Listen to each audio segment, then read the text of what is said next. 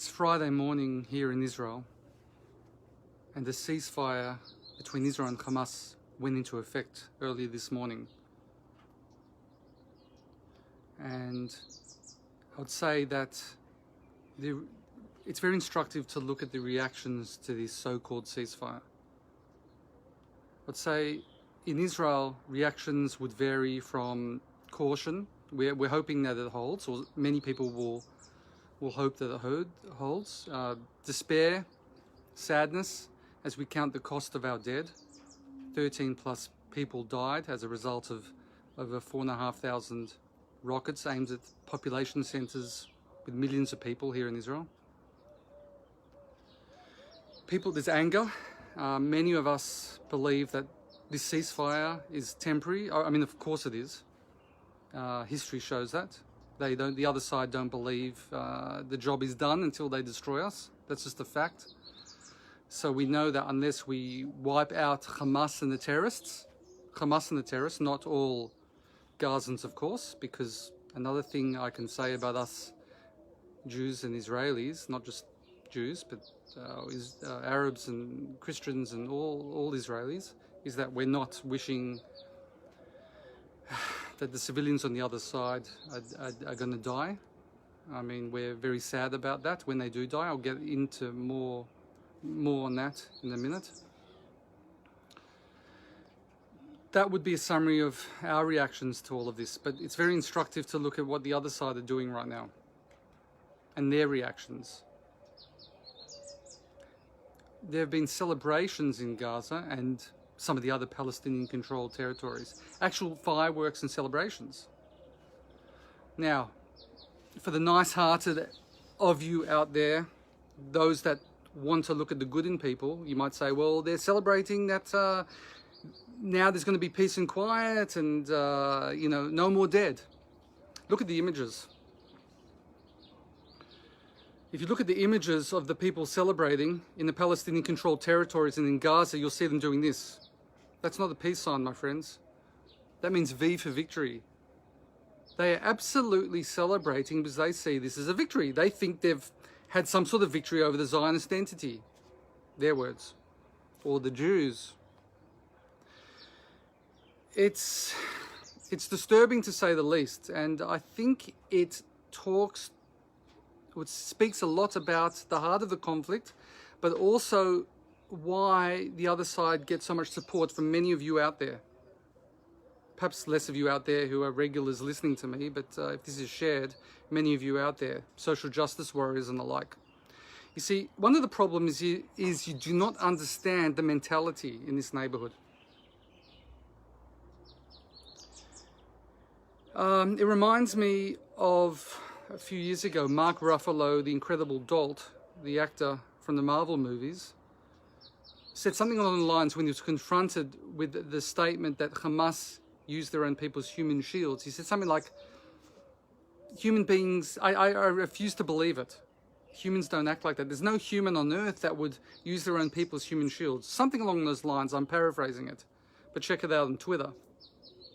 And that's the problem, my friends, because people like Mark Ruffalo and the people who oppose Israel and somehow justify what Hamas are doing do not understand the mindset here. There's an actual different mentality from the Western world. Now, Israel upholds the Western values. In fact, Western society is based on Judaic values. Let's be honest about it. And we're a democracy. And we do think along those lines. But we live in a neighborhood where life is not always valued, where there's a greater goal in their mind. And that, in their mind, it's jihad in the sense of war. And this is the greater good, they can't stand the fact that there's a land here that Jews are in control of, even though it was given to us by God. Okay, not all of you will believe in that statement, but that's a fact. It's something I believe in. But even if you look at history, we were here well before the Islamic conquest of the 7th century. Even if, religious ideologies don't speak to you. Just if you look at history. Okay, so this is their end game, and they don't value human life.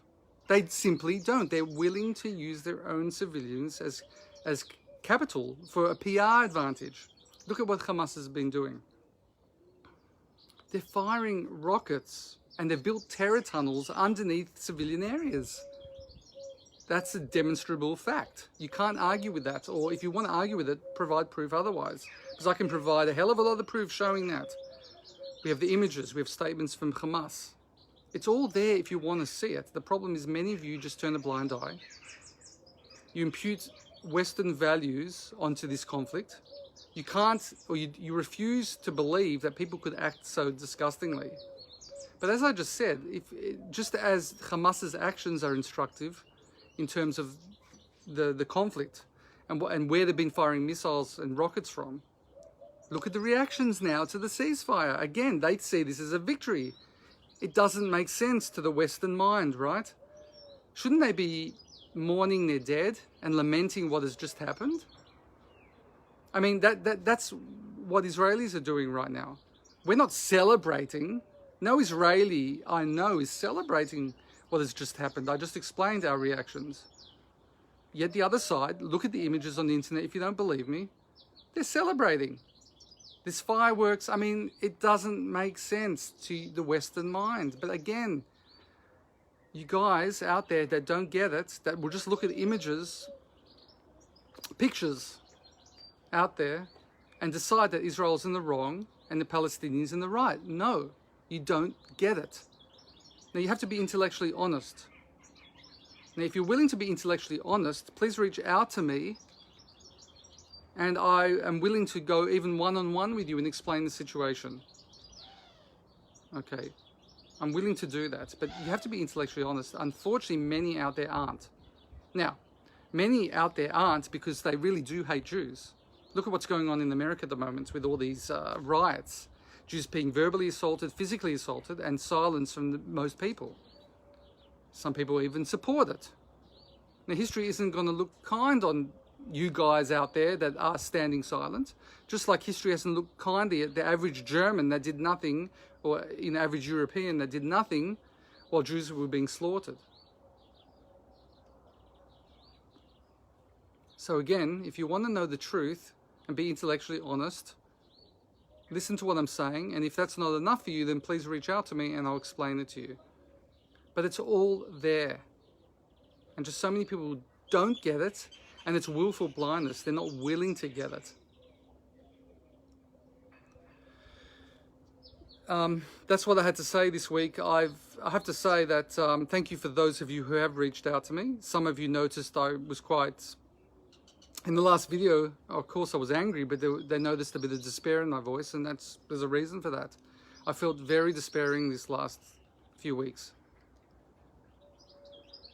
I can't explain the feeling when people are making very clear through their actions that they want to kill you, and they're trying to kill you, and yet there are so many people out there, some people you even thought were acquaintances, friends, extended family members, that might even care about you, and they've shown that they don't. So, despair on despair, that's all I've got to say. My final words for this week are this. Never once have I celebrated or taken any gladness or joy, God forbid, in any Palestinian civilians dying. Even though, if you look at Gaza, they voted in a Hamas terrorist organization. I don't use that as some sort of excuse to say they deserve to die, because I don't believe they deserve to die. Israel has launched thousands of rockets in targeted strikes to destroy the terrorist infrastructure. Terrorist infrastructure has been deliberately placed in civilian areas by Hamas for the PR effect. As I just mentioned, they don't care about human life. They care about the end goal, and they deliberately place human life in jeopardy. 200 plus Gazans have died, many of which have died from misfired Hamas rockets.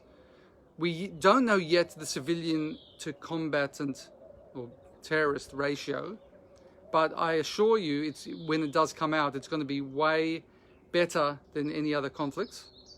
And that says it all. Because if Israel was the genocidal nation that the haters are claiming, then thousands of rockets aimed at Gaza should produce thousands of deaths, civilian deaths. That's not the case.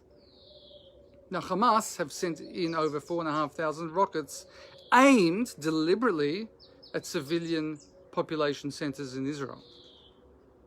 There have been 13 plus dead in Israel, not through want of trying and not because these are homemade rockets. It's because our government has invested in an Iron Dome defense system, and we have bomb shelters. And that's why there aren't more Israeli dead, not through want of trying.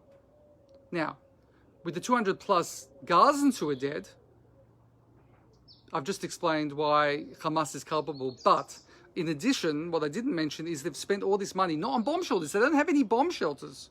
They've got kilometers upon kilometers of terror tunnels. There are tunnels that could be used to shelter people or be bomb shelters, but instead they're used to smuggle weapons and smuggle fighters and hide the fighters, the Hamas fighters, the terrorists.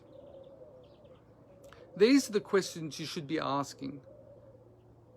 This is what you guys out there need to be thinking about when you see the images of dead from Gaza, and not blaming Israel. Ignorance is no longer an excuse, my friends. All the information is out there.